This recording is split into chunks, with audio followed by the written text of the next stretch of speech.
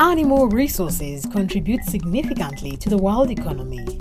In Africa, the livestock sector contributes between 30 to 50% of agriculture GDP and supports the food security and livelihoods of about one-third of Africa's population.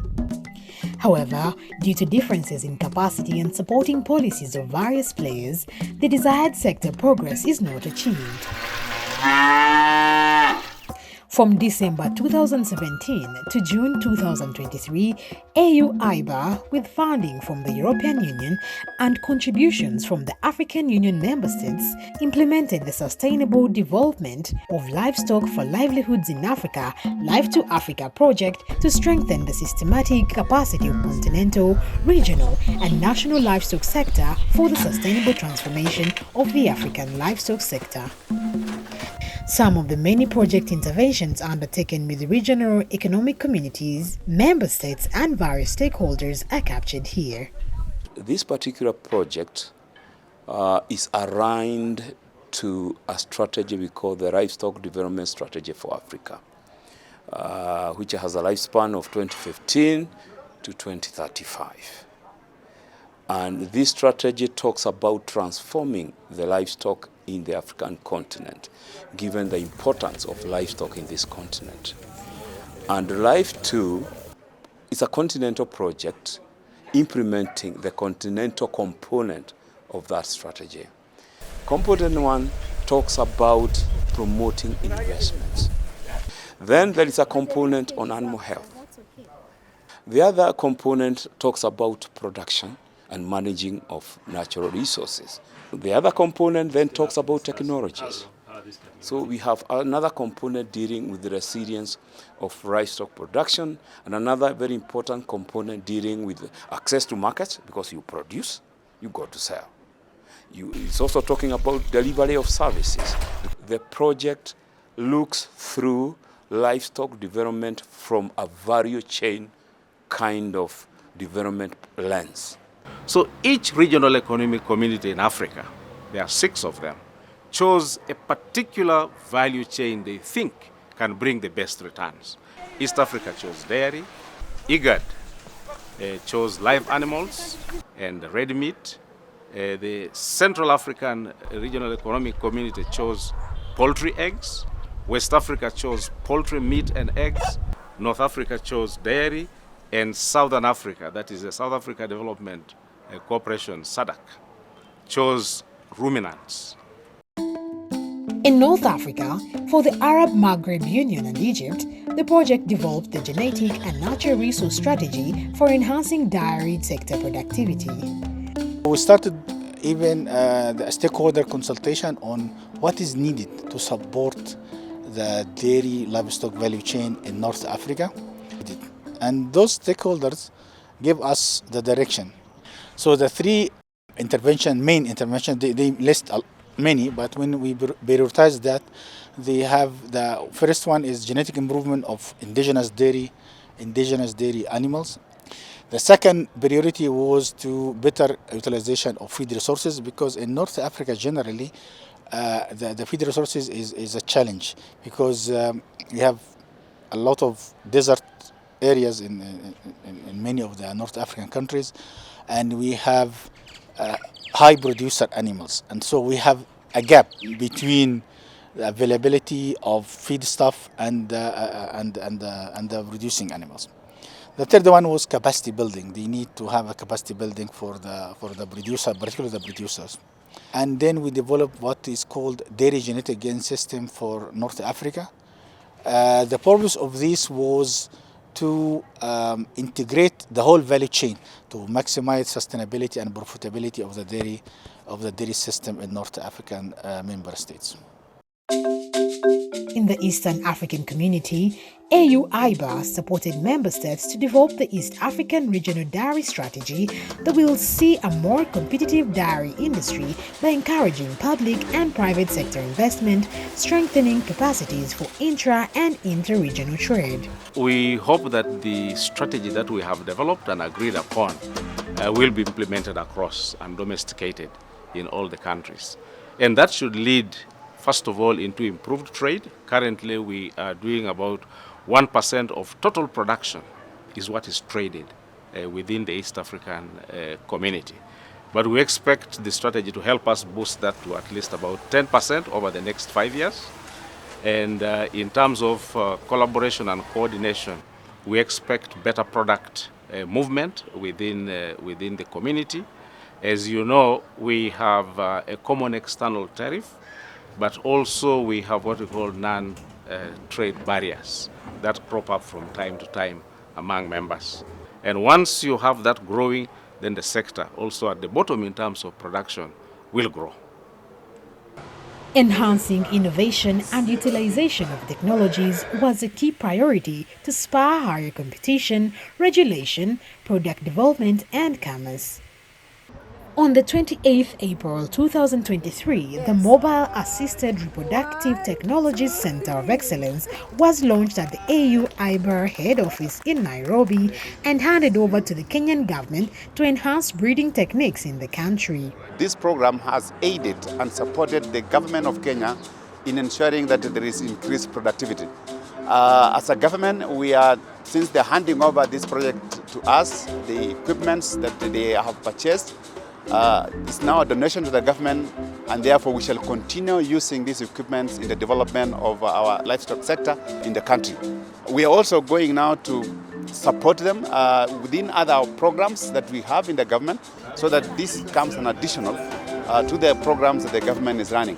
And one thing that it has helped is on capacity building, which is the role and responsibility of the government to ensure that we capacity build our farmers.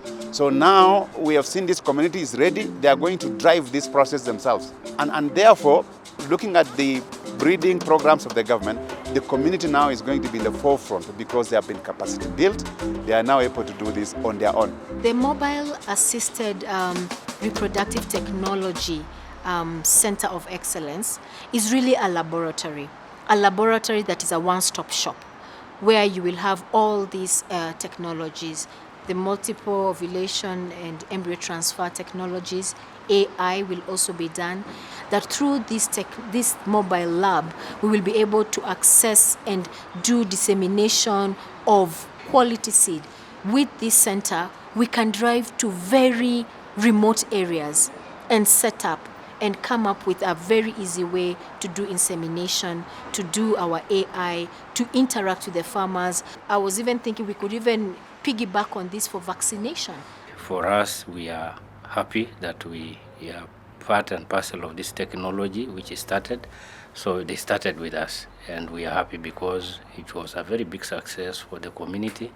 Now we have 333 total calves from AI program, and currently we have 170 bulls. At the same time, we have 133 heifers. On 2nd May 2023, a 4-day training of trainers workshop was held in Naivasha to build capacity of selected participants on utilization of the Regional Mobile Assisted Reproductive Technologies Center of Excellence. One of the key things that we realized is that despite these technologies being available to Africa, the knowledge base is wanting. So it is very important for us to avoid having a white elephant sitting in the offices, but rather to ensure that we improve capacity in terms of technical competence. These are the champions who are going to push the agenda of assisted reproductive technologies at their center, but not only their center. We've asked them to take this action very seriously. They are going to move into regional actions and even contribute towards the continental perspective. To me, I would say it's a refresher course because that's what I've been doing. But here we are also learning more and more. Yeah, we've done the practical part, which is knowing the anatomy of the female and the male reproductive system. Now we are in the practical of actually doing the AI itself. And we've also learned about the semen corrections, right from how we correct from the bulls. We've learned a lot about the anatomy of both the male and the female. Now we are able to know even how to handle the semen, how we are going to, we can preserve even for many years. So the forum is of great importance to us. We are the people who pass information to the farmers. So if we don't get things right, if we don't get that refresher course, it would be very detrimental, because what we are taking to the farmers should actually be the actual thing that is happening. And we get on toes to know of the current technologies which we are able to take to the farmers, not being backdated, but being updated with the current technologies, just to what the training has actually done to us. It's updating our system, and we're able to take the right message to the farmers.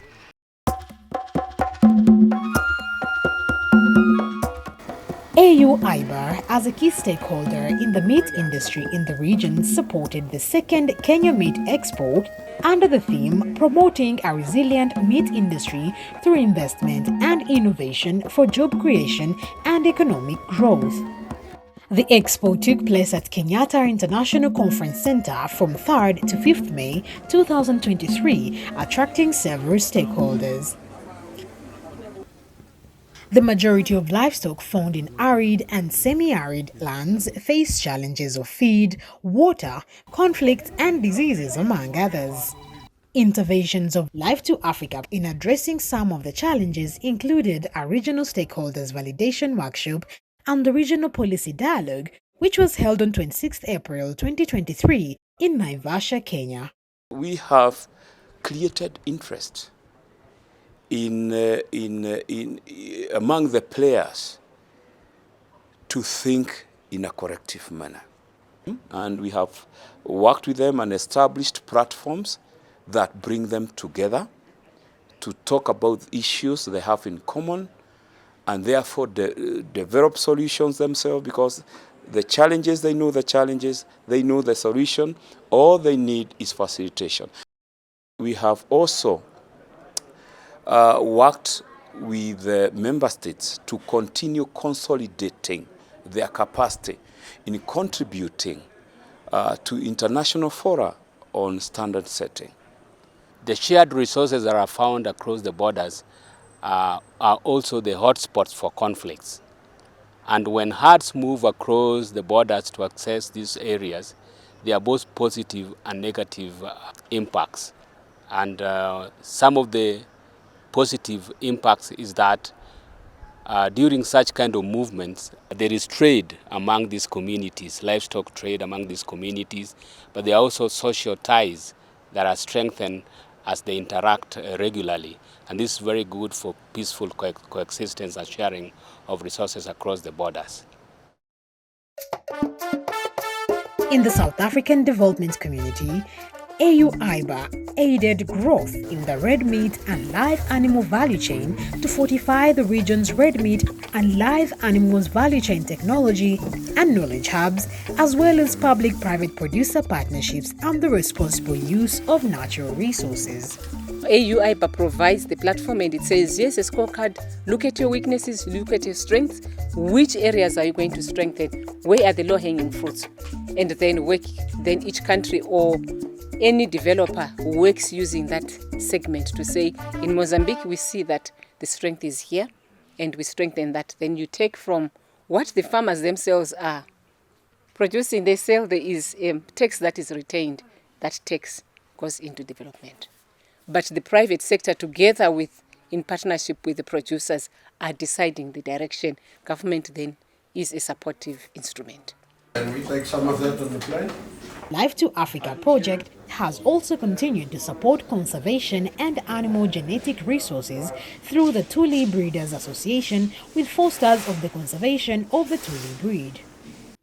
On 8th May 2023 in Harare, Zimbabwe, at the Livestock Identification Trust, the combined regional Tuli breed run is being launched. The government of Zimbabwe fully appreciates the technical and financial support rendered by AU IBA, and in turn prioritizes breed improvement initiatives as outlined in our livestock growth plan. I would like to assure the region of the commitment by the government of Zimbabwe to ensure the transformation of the livestock sector by providing the necessary technical and institutional support. I would like to invite all stakeholders to continually partner government of Zimbabwe in support of the development of the livestock sector nationally, regionally and beyond, so that it can continue to significantly improve the livelihoods of many communities, farmers, and other stakeholders who depend on it. With these very brief remarks, I would like to officially launch the combined regional tulip breed run and training of the trainers program, officially launched. I thank you and wish you successful deliberations.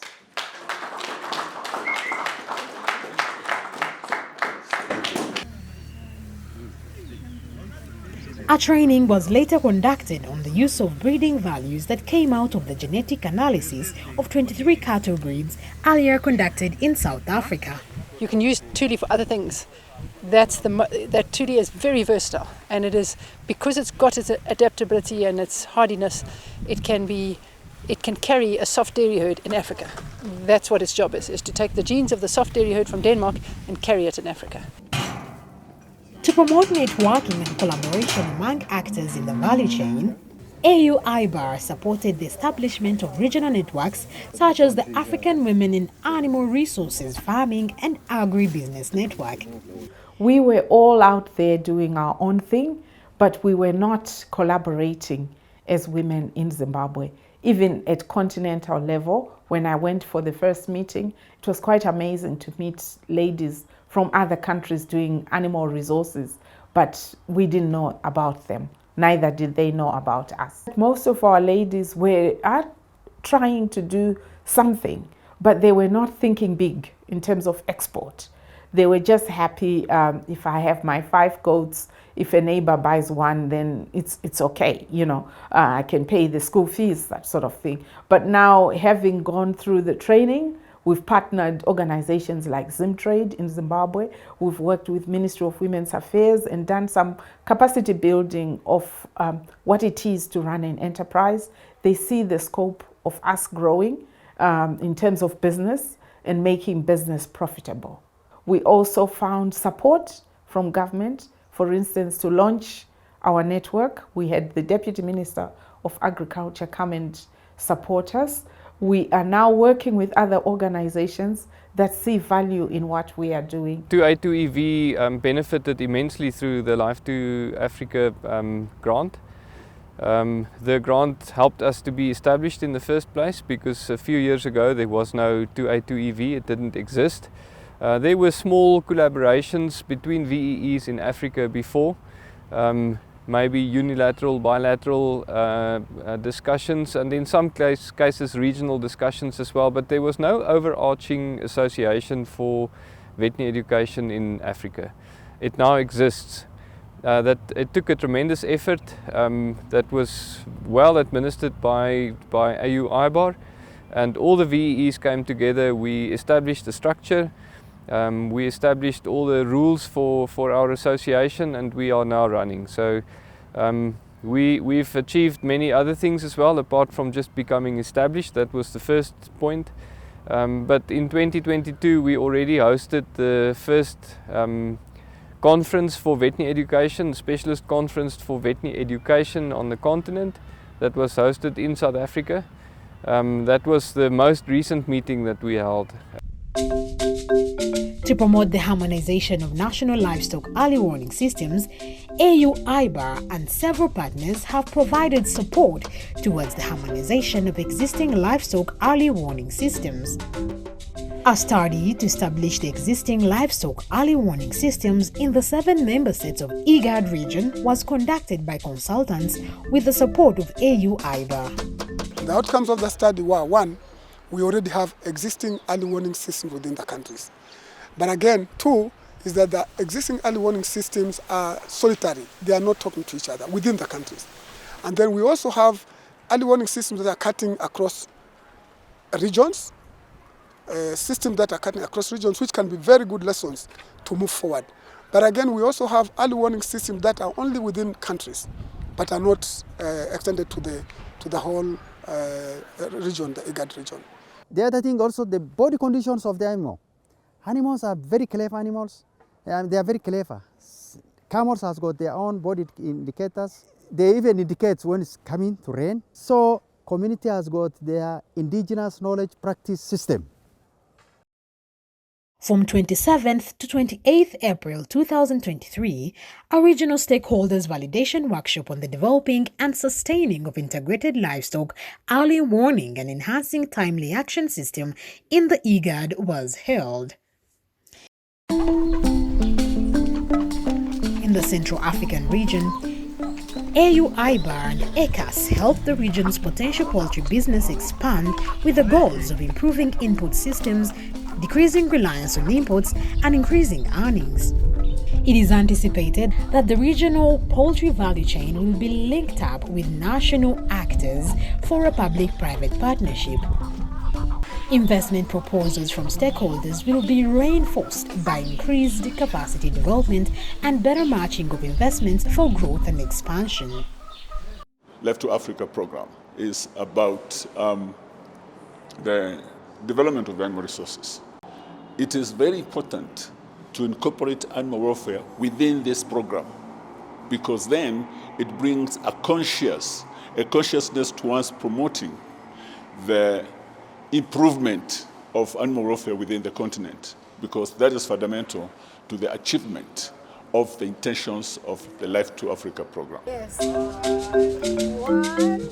We hope that the impacts of the Live2 project will lead to see the project goal of increased systematic capacity of continental, regional, and national livestock sector for the sustainable transformation of the African livestock sector by giving effect to the Livestock Development Strategy for Africa, LIDESA, and other key continental instruments such as the Animal Health Strategy for Africa, the Animal Welfare Strategy, and the Agenda 2063.